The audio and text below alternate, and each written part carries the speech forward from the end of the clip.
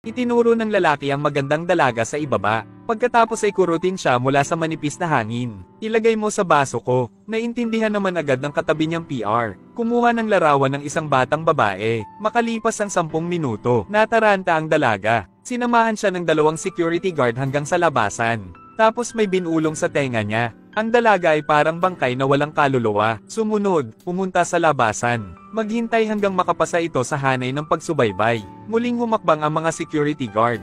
Hilahin siya palabas ng club. Pagkadating sa designated hotel, ginagawa ulit ito ng mga security guard. At bigyan siya ng room card. Mag-isang pumasok sa hotel ang masunerang dalaga. Pagkatapos ay pasuray-suray na iniswipe ang card at pumasok sa kwarto. Hanggang sa humiga na ako ay tuluyan na akong nakatulog. Ngayon ay naiintindihan na ni Dougie. No wonder maraming bituin. Ang mga mayayaman ay handang gumastos ng maraming pera. What a heartless act behind the scenes. Napakabilis. Natanggap ng bituin ang balita. Maligayang pagdating sa hotel. Punta lang at share sa group. Naghihintay ng susunod na pagkain. Pero ngayon, siguradong madidismaya siya. Kung kailan hindi ko mapigil ang magmadali. Biglang may kumatok sa pinto. Hintayin mong buksan niya ang pinto. Bati ni Dougie sa kanya. Isang sipa ng walang katapusang galit. Sipain siya sa lugar. Pagkatapos noon ay nagbihis na ng panlinis ang 2 miyembro ng grupo. Masaya siyang inilagay sa stroller. Maghintay hanggang magising siyang muli. Dinala sa isang pabrika ng scrap ng kotse. Binuksan ko lang ang aking mga mata at nakita ko ang ilang tonelada. Bumagsak ang mabigat na martilyo. Sa sobrang takot niya ay hindi niya napigilan ang sarili sa lugar. Umiiyak at nagmamakaawa na pakawalan siya. Ngunit ang susunod na 2 martilyo ay dahan-dahan. Gumalaw sa kanyang ulo. Huwag kang pumunta dito. Pagkatapos ay nalaman ito sa pamamagitan ng pagsuri sa kanyang cellphone. Araw-araw nangyayari ang mga ganitong bagay. Hindi mabilang na VIP receptionist. Samantalang itong mga biktimang babae. Pagkagising, tumawag sila ng pulis. Ngunit dahil sa espesyal na surveillance video na iniwan ng club, dagdag pa ang relasyon nila sa pulis. Tapos na ang kaso. Kahit ilang girls na hindi sumusuko ay ganun pa rin. Inakusahan ng paninirang puri. Galit na galit ang mga miyembro ng team kaya hindi nila agad nagawa. Talunin mo sila. Paglabas ng poot. Ngunit wala pang tunay na patunay. Iilan lang sa kanila. Walang paraan para masira ang relasyong ito. Isang komplikadong madilim na korporasyon. Saglit lang nakapag-isip si Dougie, pabayaan muna sila sa ngayon. Walang paraan para patuloy na pumatay ng mga tao. Kaya makalipas ang ilang minuto, tinutulungan ng VIP sa club. PR naghahanap ng babae. Biglang nakatanggap ng tawag mula sa isang bituin. Mag-book ng entertainment package para sa 100 tao. At lahat sa pinakamataas na antas ng VIP channel. Halos tumalon sa tuwa ang mga netizens. Pero maya-maya ay isang security guard. Pumasok sa opisina ng kapitan. Sa gulat, dali-dali siyang dinala sa labas para tingnan.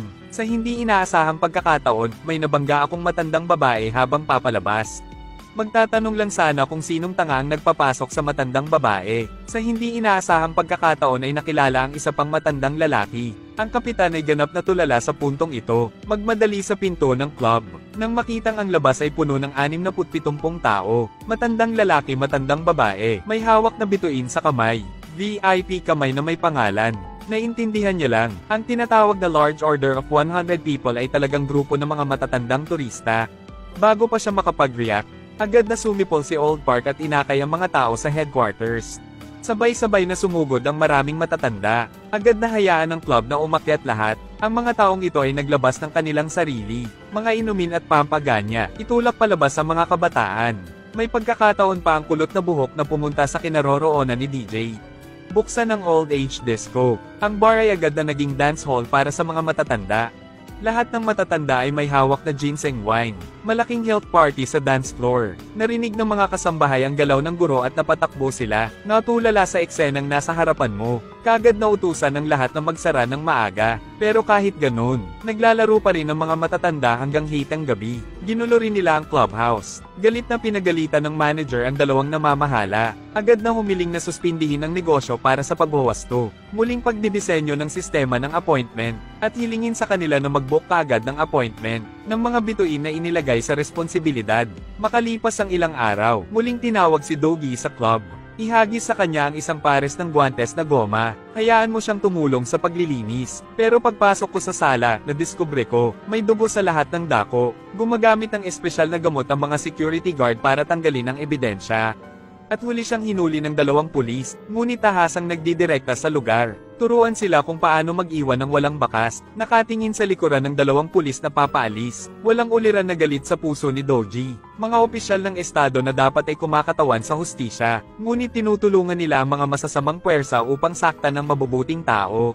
Mas poot kaysa sa mga demonyong walang konsensya, ngunit huli na para isipin ito. Pinatawag si Dogi sa opisina ng direktor. Mukhang sineseryoso siya ng manager. Huwag mo lang siyang buhusan ng alak, magiliw din niyang bati, magtanong tungkol sa trabaho. Dito, maaari lamang tanggapin ni Dogi ang pagkukunwari. Makalipas ang 1 segundo, nahihilo bigla ang isip ko. Pagkatapos ay nakita ang manager na kumuha ng video. Siya mismo ay nanggaling sa istasyon ng pulisya kasama ang reporter. Surveillance footage kapag lalabas. Noon lang namalaya ni Dogi na nalantad na pala siya. Ngunit ngayon isipin ng tungkol sa paglaban. Hindi man lang makabangon. Maaari lamang hayaan ng manager na tamaan.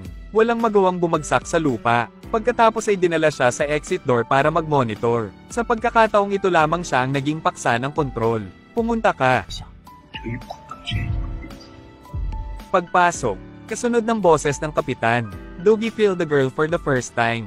Hindi sinasadyang kontrolado. Nakita ng mga kasama ang eksenang ito at naghiyawan sa galit. Ngunit ngayon ang pangunahing Dogi. Hindi marinig ang sinasabi nila. Masuner ang pumunta sa labasan. Bumagsak ulit. Makakasunod lang ang mga kasamahan sa koponan.